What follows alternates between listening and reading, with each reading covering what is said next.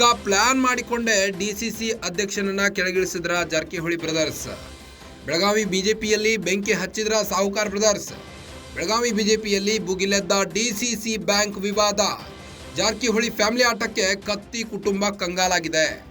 ಬೆಳಗಾವಿಯಲ್ಲಿ ಮತ್ತೆ ಪ್ರಾಬಲ್ಯ ಮೆರೆದ ಜಾರಕಿಹೊಳಿ ಬ್ರದರ್ಸ್ ಡಿಸಿಸಿ ಬ್ಯಾಂಕ್ ಅಧ್ಯಕ್ಷ ಸ್ಥಾನಕ್ಕೆ ರಮೇಶ್ ಕತ್ತಿ ರಾಜೀನಾಮೆ ನೀಡಿದ್ದಾರೆ.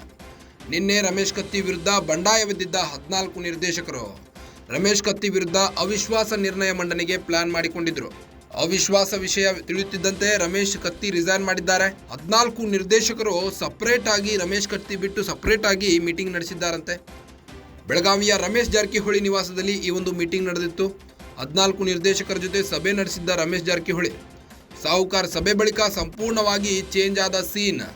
ಜಾರಕಿಹೊಳಿ ಇನ್ಸೈಡ್ ಪಾಲಿಟಿಕ್ಸ್ ಅರಿತ ರಮೇಶ್ ಕತ್ತಿ ರಿಸೈನ್ ಮಾಡಿದ್ರ ಹೇಗೆ ಅಂತ. ಜಾರಕಿಹೊಳಿ ಬ್ರದರ್ಸ್ಗೆ ಹೆದರಿ ರಮೇಶ್ ಕತ್ತಿ ರಿಸೈನ್ ಮಾಡಿದ್ರ. ಬಣ ಬೆಂಕಿಯಲ್ಲಿ ಬೆಂದಿರೋ ಬೆಳಗಾವಿ ಬಿಜೆಪಿಗೆ ಮತ್ತೊಂದು ಹೊಡೆತ, ಆಘಾತ ಉಂಟಾಗಿದೆ.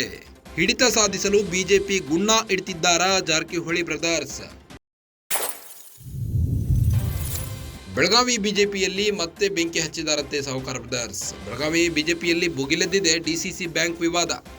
ಜಾರಕಿಹೊಳಿ ಫ್ಯಾಮಿಲಿ ಆಟಕ್ಕೆ ಕತ್ತಿ ಕುಟುಂಬ ಕಂಗಾಲಾಗಿದೆ. ಡಿಸಿಸಿ ಬ್ಯಾಂಕ್ ಅಧ್ಯಕ್ಷ ಸ್ಥಾನಕ್ಕೆ ರಮೇಶ್ ಕತ್ತಿ ರಾಜೀನಾಮೆ ನೀಡಿದ್ದಾರೆ. ನಿನ್ನೆ 14 ನಿರ್ದೇಶಕರ ಅವಿಶ್ವಾಸ ನಿರ್ಣಯ ಮಂಡನೆಗೆ ಪ್ಲಾನ್ ಮಾಡಿಕೊಂಡಿದ್ದಾರಂತೆ.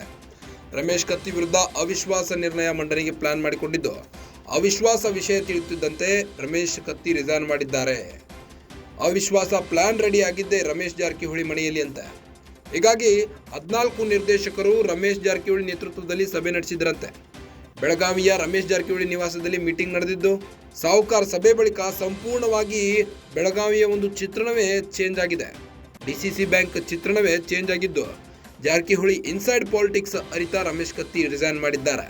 ಬನ ಬೆಂಕಿಯಲ್ಲಿ ಬೆಳಗಾವಿ ಬಿಜೆಪಿಗೆ ಮತ್ತೊಂದು ಹೊಡೆತ. ಹಿಡಿತ ಸಾಧಿಸಲು ಬಿಜೆಪಿಗೆ ಗುಣ್ಣ ಇಡ್ತಿದ್ದಾರಾ ರಮೇಶ್ ಜಾರಕಿಹೊಳಿ ಹಾಗೂ ಸತೀಶ್ ಜಾರಕಿಹೊಳಿ ಬ್ರದರ್ಸ್?